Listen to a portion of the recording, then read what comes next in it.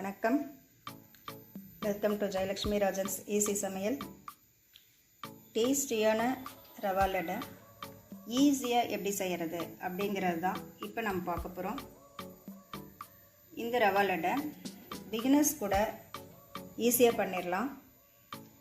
ரவா லட்டு செய்கிறதுக்கு பல முறைகள் இருந்தாலும் இந்த முறை ரொம்பவே சிம்பிளாகவும் ஈஸியாகவும் இருக்கும். அதே சமயத்தில் நிறைய நாட்கள், ஒரு 10-15 நாட்கள் கூட கெடாமல் வச்சு நாம் பயன்படுத்தலாம்.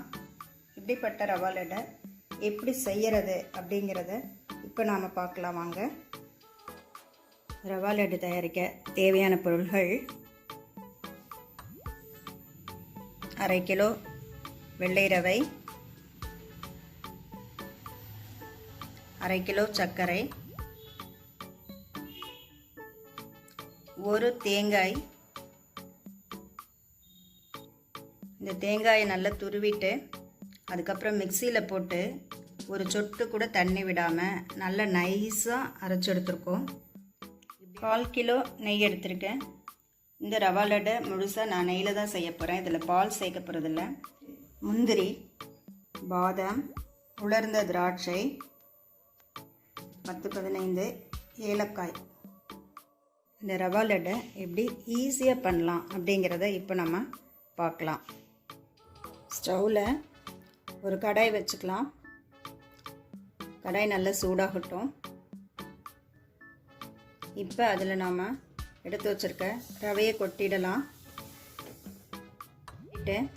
இதை ஸ்டவ்வை சிம்லேயே வச்சுட்டு ஒரு 5 நிமிஷம் நல்லா வறுக்கலாம். பாருங்கள், இப்போ ரவை நல்லா வறுபட்டுருச்சு. போதும். இதுக்கு மேலே விட்டோம் அப்படின்னு சொன்னோன்னா இது கலர் சேஞ்ச் ஆகிரும், ப்ரௌன் கலரில் வர ஆரம்பிச்சிரும். அதனால் இந்தளவுக்கு நல்ல பச்சை வாசம் போக வறுத்துட்டோம். ஏற்கனவே வறுத்த ரவை அப்படின்னு போட்டிருந்தா கூட பரவாயில்ல. நாம் இந்த மாதிரி வறுத்துட்டு செஞ்சால் தான் நல்லா டேஸ்ட்டாக இருக்கும். இது நல்லா ஆறட்டும். ஆறினதுக்கப்புறம் இதை மிக்சியில் நல்லா பொடி பண்ணிக்கலாம். இப்போ நாம் அந்த தேங்காயையும் போட்டுக்கலாம்.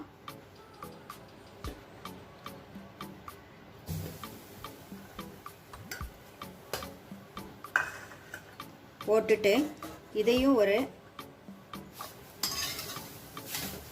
5 நிமிஷம் குறைவான தீயில் வச்சு வறுத்தடலாம். தேங்காய் சேர்த்து செஞ்சோம் அப்படின்னா டேஸ்ட் அதிகமாக இருக்கும்.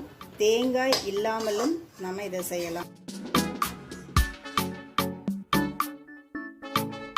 இப்போ இந்த தேங்காய் நல்லா வறுபட்டுருச்சு.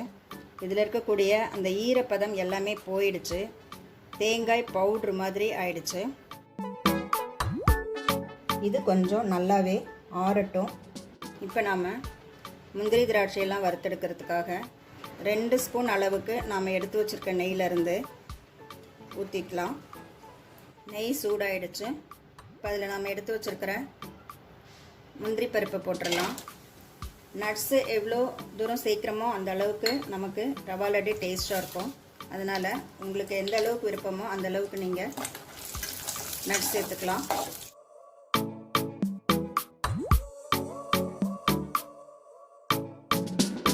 இப்போ அதே நெய்லேயே நம்ம பாதாம் போடலாம். போட்டு அதையே லேசாக வறுத்து வச்சுக்கலாம்.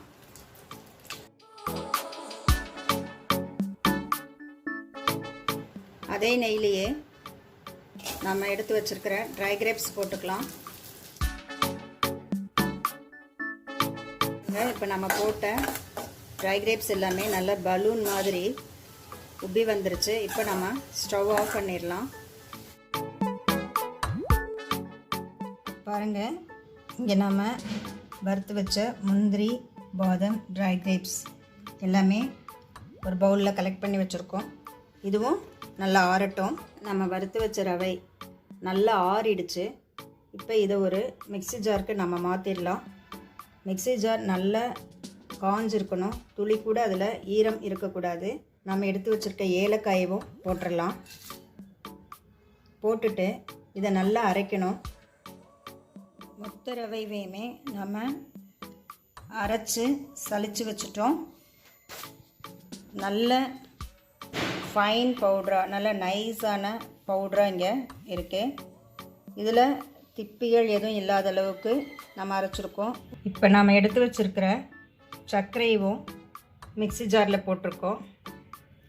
இதையும் நல்ல நைஸ் பவுடராக அரைச்சி எடுத்துக்கலாம். தேங்காய் துருவல் நல்லா ஆறிடுச்சு. இப்போ இதிலையே நம்ம பொடி பண்ணி வச்சுருக்க ரவையை கொட்டிடலாம். ரவையை சேர்த்தாச்சு. இப்போ அதுலேயே நம்ம பொடி பண்ணி வச்சுருக்க சர்க்கரையும் சேர்த்துக்கலாம். நம்ம வறுத்து வச்சுருக்க முந்திரி, திராட்சை, பாதாம் இதையும் இதில் சேர்த்துக்கலாம். இது எல்லாத்தையும் இப்போ நம்ம நல்லா கலந்து விடலாம். இந்த மாதிரி நல்லா கலந்து விடணும். கொஞ்சம் கூட எங்கேயும் ரவையும் சர்க்கரையும் தேங்காய் துருவலும் தனியாக இல்லாத அளவுக்கு நல்லா மிக்ஸ் பண்ணிக்கணும். இது ரொம்ப ரொம்ப முக்கியம். ரவா லட்டு செய்கிறதுக்கு தேவையான நெய்யை நான் இங்கே உருக்கி கொண்டு வந்து வச்சுருக்கேன். இந்த நெய்யை இப்போது கொஞ்சம் கொஞ்சமாக ஊற்றி நம்ம ரவா லட்டு செய்யலாம். ஒரே நேரத்தில் பூரா நெய்யவும் கலந்துடக்கூடாது. கொஞ்சம் ஊற்றிட்டு அதில் நாம் லட்டு செய்யலாம்.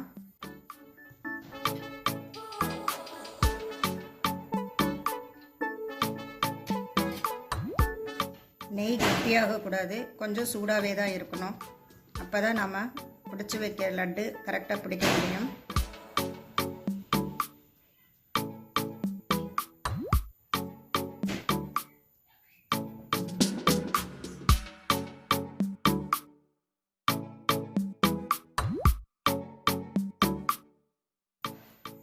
பாருங்கள், இந்த மாதிரி அழகாக நல்ல உருண்டையாக லட்டு பிடிச்சி வச்சிடலாம்.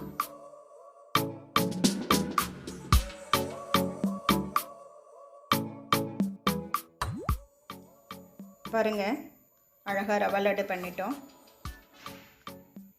இந்த ரவா லட்டை பிகினர்ஸ் கூட ஈஸியாக பண்ணிடலாம். ஃபர்ஸ்ட் டைம் செய்கிறவங்க கூட எந்த விதமான குழப்பமும் இல்லாமல் செஞ்சிடலாம். ஈஸியாக சமைப்போம், டேஸ்டியாக சாப்பிடுவோம், ஹெல்த்தியாக ஹாப்பியாக இருப்போம். நன்றி.